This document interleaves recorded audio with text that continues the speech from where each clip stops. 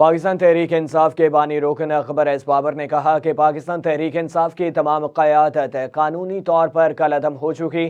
جماعت میں ایک ویکیوم ہے جسے پورا کرنے کے لیے ہم نے نیشنل کانفرنس بلائی ہے۔ مزید انہوں نے کیا کہا، آئیے آپ بھی ملاحظہ فرمائیے۔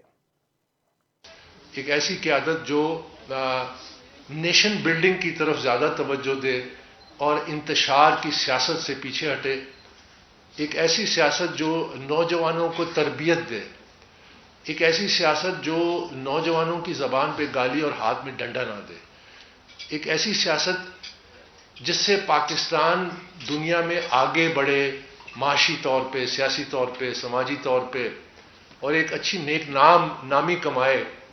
یہ وہ بنیادی اصول تھے جس کے تحت پاکستان تحریک انصاف بنائی گئی تھی۔